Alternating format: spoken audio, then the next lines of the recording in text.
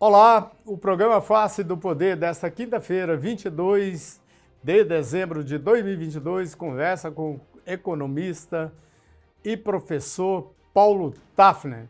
Ele é especialista aí em assuntos daqueles mais delicados. Por exemplo, foi um dos consultores se não o mais importante na reforma da Previdência. Tem uma pegada social muito grande dentro da economia, que é muito raro. O liberalismo costuma ser raiz, capitalismo 100%.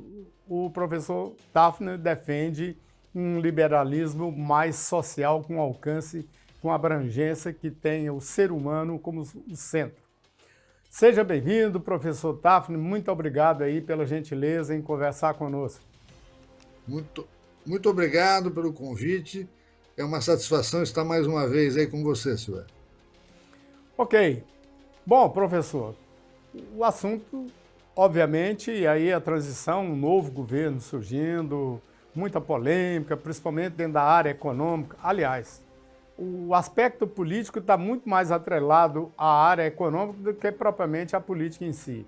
Por exemplo, a escolha do professor Haddad para chefiar a economia, que é o centro nevrálgico de qualquer governo, gerou muita polêmica, o mercado está aí com as reações alto e baixo, mas parece que ele deu uma sinalizada aí que vai trazer gente do mercado, gente que entende realmente do ramo, e ele, obviamente, é um político, isso já foi testado, político deu certo, o Fernando Henrique Cardoso deu certo na economia, tanto é que criou o Plano Real, enfim. Como é que o senhor está vendo aí essa polêmica e qual a expectativa que o senhor tem sobre o Haddad? Bem, o presidente Lula, ele de certa forma, ele repete o que fez em 2003, quando trouxe também um político experimentado, que foi o Palocci, para comandar a economia.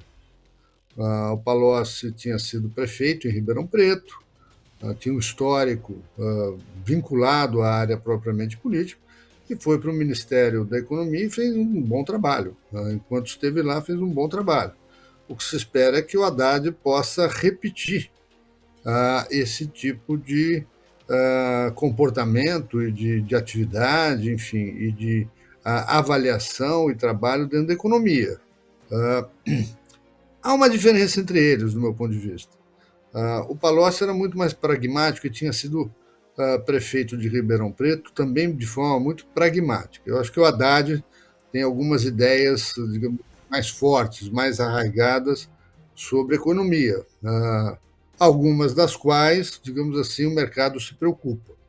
Então, nós vamos ter que experimentar o Haddad como ministro, torcer para que ele faça um bom trabalho, monte uma boa equipe, e esses técnicos possam dar, digamos assim, uma dinâmica favorável à economia. Os primeiros sinais, em geral, que partiram seja do presidente Lula, seja algumas declarações de Haddad, não foram muito positivas, criaram, digamos assim, um grau de incerteza maior. Mas eu tenho a impressão que tudo isso pode ser corrigido, sobretudo com o anúncio do que vai ser a equipe técnica dele nas áreas-chave. Parece que ele chamou o Bernard Api para cuidar exatamente de uma reforma tributária.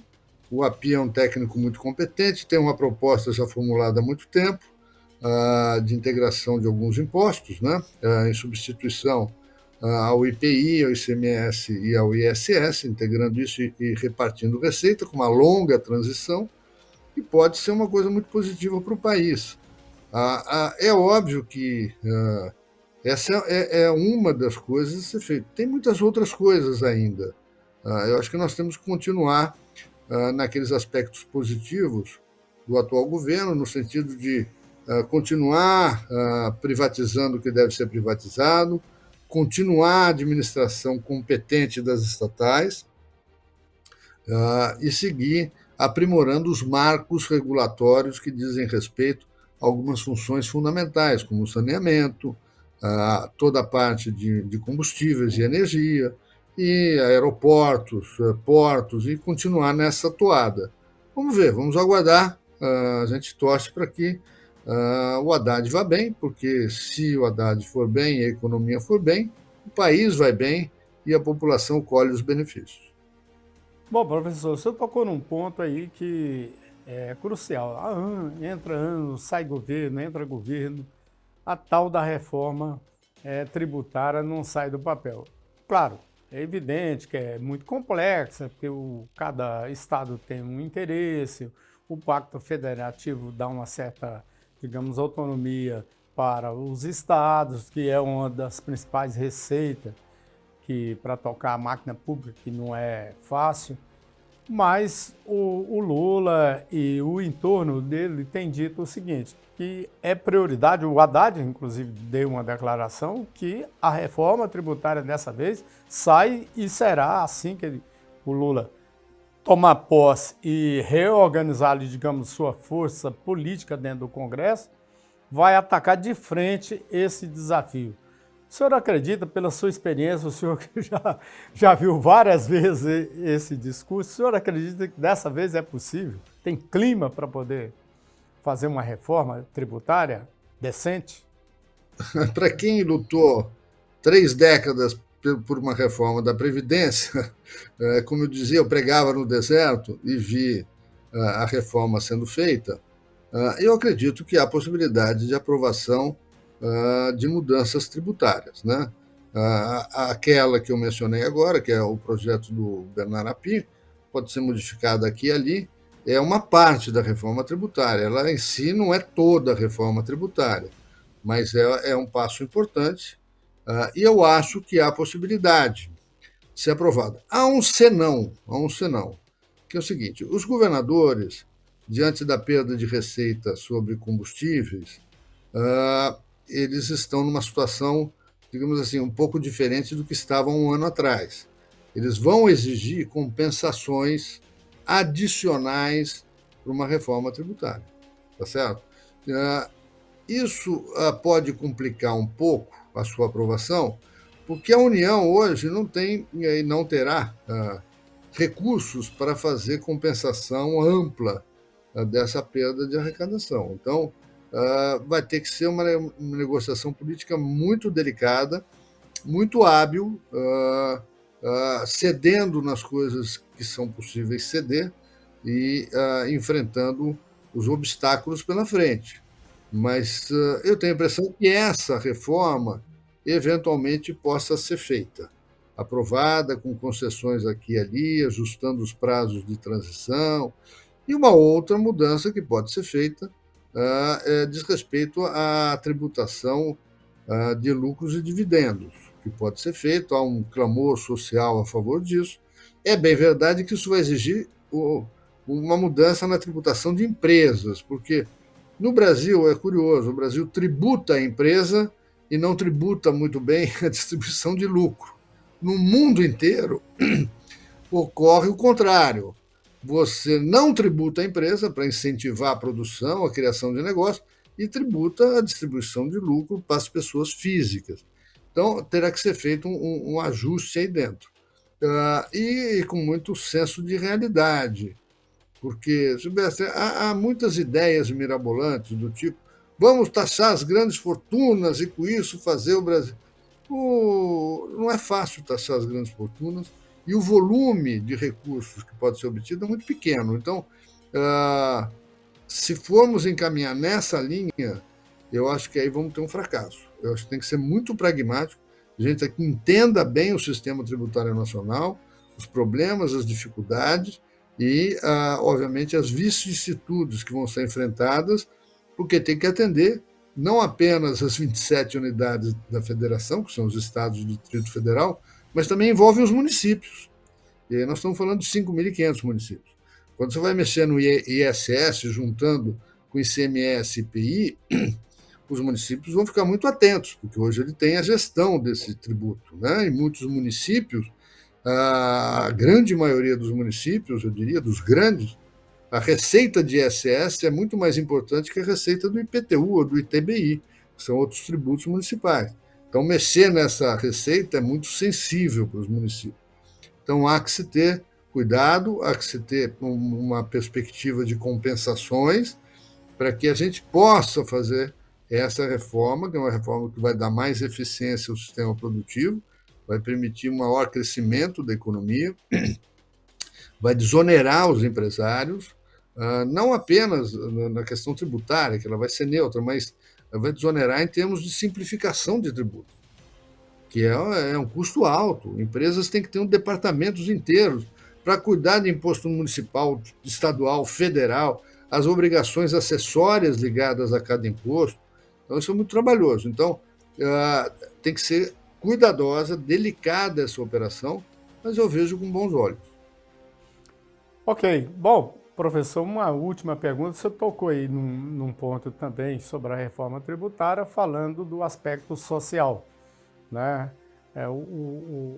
Como a máquina burocrática brasileira, de uma certa forma, ela é injusta, principalmente com a camada do andar de baixo aí da pirâmide social. Bom, o governo está numa queda de braço terrível aí para aprovar o fura-teto, que, por sua vez, a sociedade como um todo, mais organizada, e principalmente nos setores econômicos e de investidores, os chamados rentistas, vê com uma certa preocupação esse extrapolar aí o teto, que é uma soma considerável de quase 200 bilhões de reais. O país já está com um buraco que não tem tamanho. Bom, diante disso, o senhor acredita que é possível apoiar, porque todo jeito vai ser aprovado. Aprovando isso aí, resolve o problema, digamos, dessa queda de braço lá entre os interesses do novo governo, do presidente Lula, com os interesses do Congresso e também da sociedade como um todo. Mas fica a velha pergunta de sempre. Isso resolve o problema dessa camada da população que fica sendo tratada como cidadão de terceira categoria, que vive às expensas do Estado, sem dar oportunidade para esse cidadão crescer? O senhor acredita que o país vai ficar toda a vida tendo essa camada que é muito grande, principalmente fala assim, 60 milhões de brasileiros aí vivendo abaixo da linha da pobreza? O senhor acha que são votos cativos? O senhor acha que vai ficar eternamente isso aí sem dar uma melhora na vida dessas pessoas com boa educação, enfim, com acesso melhor ao conhecimento? Veja só, tem dois pontos importantes na sua pergunta. O primeiro deles é, como se diz, o fura-teto. Doutrinariamente, não é bom furar o teto. O que eu quero dizer com isso é que os governos têm que gastar de acordo com a sua receita, e não o contrário. Independente da receita, você gasta o que quiser. Eu acho que até um bom exemplo aí é o estado de Goiás, que foi muito bem administrado, com a secretária Cris Schmidt, com o governador Caiado, que tiveram uma gestão fiscal muito responsável e colheram os frutos na área social. Ampliaram seus investimentos na área social, enfim. Esse é um exemplo, tem vários outros no Brasil. Da mesma forma, a União, não pode ser uma coisa de vamos furar o teto em 200 bilhões, 300 bilhões, como se dinheiro desse em árvore. Não dá. Então é necessário ter muito cuidado. Parece que é razoável que se tenha um gasto adicional, sobretudo porque o país veio de pandemia, ainda está retomando as atividades, enfim, para enfrentar adequadamente o combate à pobreza. Então, nós temos que ter sensibilidade para isso, sem, no entanto, por conta dessa sensibilidade, extrapolar o limite da responsabilidade. Então, tem que ter um limite moderado e por um tempo bastante limitado, talvez um ano. Depois, o novo governo ajusta as suas contas, os seus orçamentos e delibera sobre onde cortar para dedicar recursos à área social. A segunda parte da sua pergunta é muito complicada. Assim, vamos viver eternamente no combate à pobreza com programas diretos de transferência de renda? Eu confesso, Silvestre, que eu gostaria, e seria um dia bastante feliz na minha vida, o dia que o programa Bolsa Família, o Auxílio Brasil, desaparecesse, não fosse mais necessário. que as pessoas pudessem tocar suas vidas com o seu trabalho, com renda derivada da sua capacidade de trabalhar. Mas para ter essa capacidade é necessário que seja feito investimento no que modernamente se chama de aumento do capital humano, da capacidade de produzir das pessoas. O problema é que esse investimento é muito precário no Brasil. E esse investimento se dá desde o útero da mãe, quando uma criança vai nascer. É a preparação do parto, os primeiros anos de vida, para que não carregue doenças para o resto da vida, o investimento na primeira infância, desde a creche, a alfabetização. Um dia podemos falar sobre isso, é uma vergonha a alfabetização no Brasil, precária. Então, uma criança aprende a ler e escrever na rede pública aos 10 anos de idade. Um filho de classe média ou de rico aprende aos 7.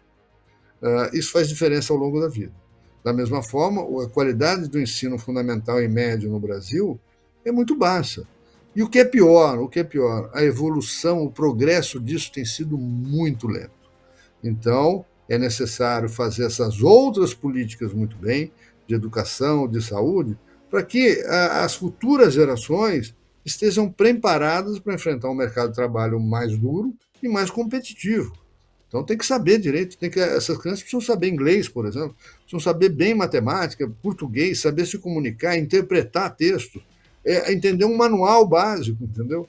Então, esse tipo de coisa deveria ser uma política de Estado que se repita ao longo do tempo. O Ceará tem dado bons exemplos na área da educação. O que eu quero dizer com isso? O Brasil tem experiências de sucesso.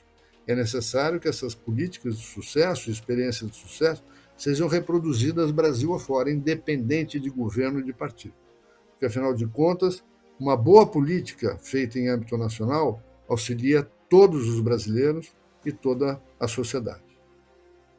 Bom, obrigado, professor Tafni, pela entrevista e até uma próxima oportunidade. E aceito a sugestão do senhor, vamos falar exatamente sobre a educação e como essa inclusão social se dá por meio do investimento no capital humano. Eu concordo plenamente com o senhor.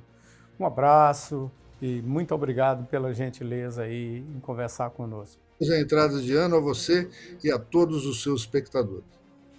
O senhor também, tudo de bom. Bom, obrigado pela companhia. Não se esqueça de deixar o seu gostei ou não. Nos acompanhe também no Facebook e no Instagram. E acesse o hoje.com para ter todas as plataformas de conteúdo jornalístico do Grupo O Hoje.